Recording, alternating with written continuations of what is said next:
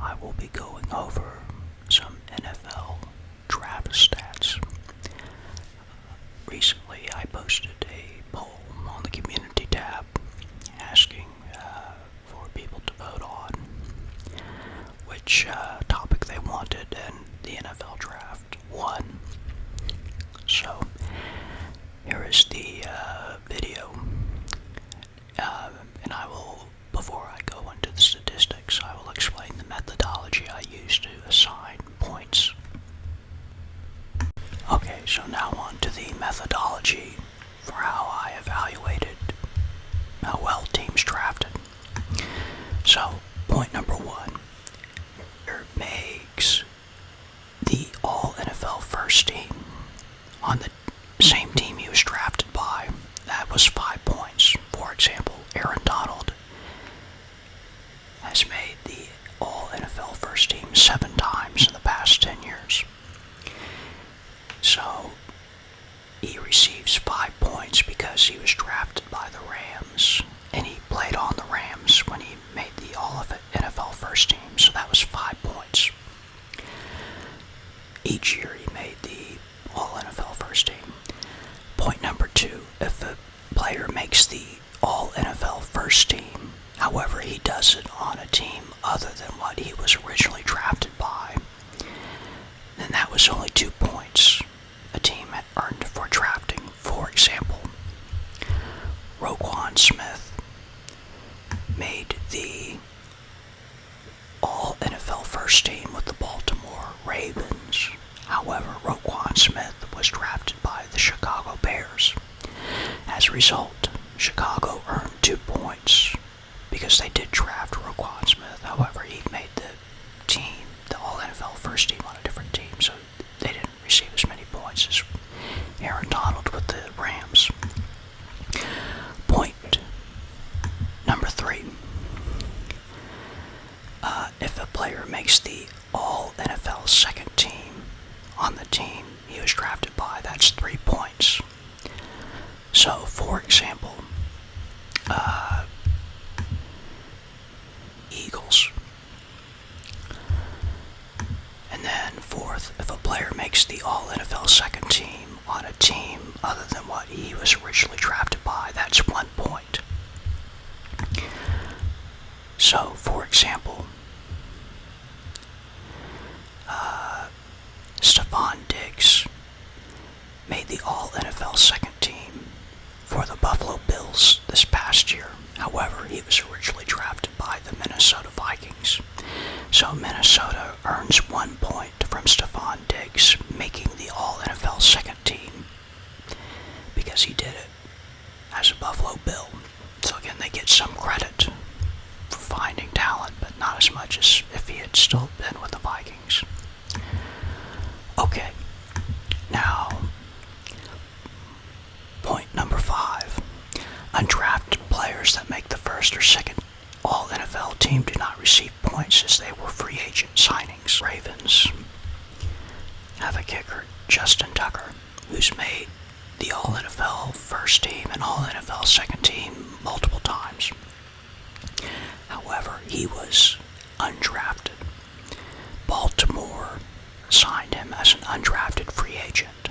So, that, although a great free agent signing, they don't receive credit for that move for this because this is strictly off what happened in the draft, not free agent signings or trades. Point number 6. All positions receive the same point value, so a special teams player making the All-NFL first team carries the same weight as a QB making the All-NFL first team. However, how much more, does a quarterback 10 times more valuable, 100 times more valuable than a special teams player? It gets very judgmental at that point. So I gave them all equal weighting. So if they made the first team, the All-NFL first team, they received the same points. So there were no different points given for the position played. Okay, point number 7. Points are received each year as a result, players that make the All-Pro team multiple years will count towards the point total multiple times. So, for example, there are some players such as Jason Kelsey, Travis Kelsey, Zach Martin, etc. that made the All-Pro team multiple times, so they count. Each year they make the team. It's not just once that they count. So, all right. So now with the methodology explained, I will get into the statistics. Okay. So to start with statistics, I will go over which players made the All-NFL first team the most. So as you can see, Aaron Donald made the most All-NFL first teams with 7 out of the last 10 years. Bobby Wagner, Zach Martin were next with 6. Jason Kelsey, Justin Tucker, and Luke Kuechly were at 5, and then Antonio Brown, Cordero Patterson, J.J. Watt, Johnny Heck, Travis Kelsey, Tyreek Hill were next at 4. We go to the All-NFL second team. So, C.J. Mosley had the most at 5. Von Miller was at 4. And then you have a bunch of players at 3. Alex Mack, Bobby Wagner, Calais Campbell. And actually, Bobby Wagner, if you take the 3 years he's with the second team, and the 6 years he was with the first team, so 9 out of the last 10 years he's been All-Pro team, either first or second. Extremely impressive. Okay, so now we have an idea of which players are making the All-NFL first or second team the most. We can get into the results and just some background information. So, cover the NFL will vote on All-Pro teams now. If a player receives the most votes at his position, then he gets first team. The second amount of votes gets a second team. So that's how that works. Okay, and I went back 10 years, so this is 2022 all the way back to 2013, all the NFL first and second teams. Okay, so we get into the results. So I sorted this in descending order by point total. So again, if Kansas City drafted a player such as Travis Kelsey, if Kansas City drafted a player that made the All-NFL first team, but they did it on a different team, that was 2 points. And again, if they had drafted a player that made the All-NFL second team for them, that was 3 points, and then they got 1 point. If a player made the All-NFL second team that they drafted, but they went to a different team and made the second team. So Kansas City had the most points at 131, followed by Dallas, Pittsburgh, Seattle, New England, the Rams, St. Louis or Los Angeles, Green Bay, Minnesota, Carolina, Cleveland, Philadelphia, Baltimore, Arizona, Houston, San Francisco, Indianapolis, New Orleans, Denver, Tampa Bay, Atlanta, Tennessee, San Diego/LA Chargers, Detroit, New York Jets, Buffalo, Chicago, Cincinnati, Miami, Oakland or Las Vegas, then the New York Giants, the Jacksonville Jaguars, and then the Washington. I put Washington question marks because I don't. It's hard to tell what goes on in Washington D.C. I tell you, it's just hard to know what they're doing. But now that they've been sold, who knows? They might return to former glory. So anyway, also there's some statistics on the point total column. So the median amount of points was 52.5. So Indianapolis was slightly above average, and New Orleans was slightly below average. Or sorry, slightly. I'm talking about the median. The average is the mean. so the mean is 52. So the standard deviation was 29.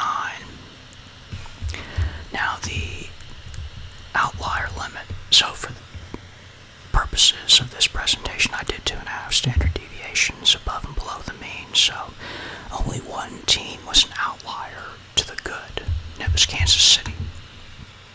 The outlier threshold was 129, and Kansas City was 131, so Kansas City is an outlier for how well they do in drafting. So they have a history of great success. I also calculated what percent of the points came from players that stayed with the team. So some teams had 100, like Dallas. Every single Pro Bowler they drafted was with them, stayed with them. Kansas City was high at 88.75. Almost all teams were above 50. There were only a handful of teams that were below 50. So you're talking Jacksonville at 33. The Washington question marks were at 50. The Miami Dolphins were at 50. The New York Jets were 46.15. I think everybody else was above 50, so yeah. So if they were below 50, that means they received more points from players making the Pro Bowl after they left the team. Interesting. Okay. So as you see the results here, so again, Kansas City leading the way at 131. Dallas, Pittsburgh, and then let's see, it drops down. So here's the average and then the median. And like I see, you have, say, the Giants and the, Washington, Jacksonville are down here. Although there is reason for optimism with the Giants and Jacksonville. They recently have had better draft success, and they made the playoffs last year, so they could be turning it around. Dallas, Pittsburgh, New Orleans, and the Giants led the way at 100%. The average was 76.09 and 76.02 was the median. There were no outlier thresholds. Let's see, Jacksonville was close at 33, but 30 was the lower outlier threshold, so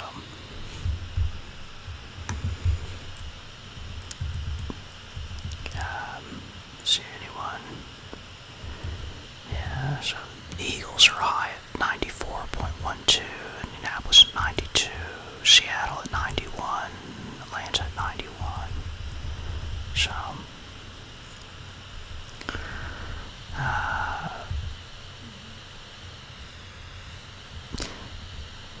it's interesting at which teams are better at retaining their talent. And again, I try to put it into ascending order, so see the least and then the most.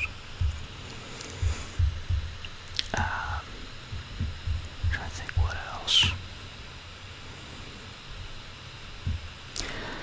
So yeah. Anyway. And again, like I say, depending, these results could have been very, like I say, if someone gives more points to the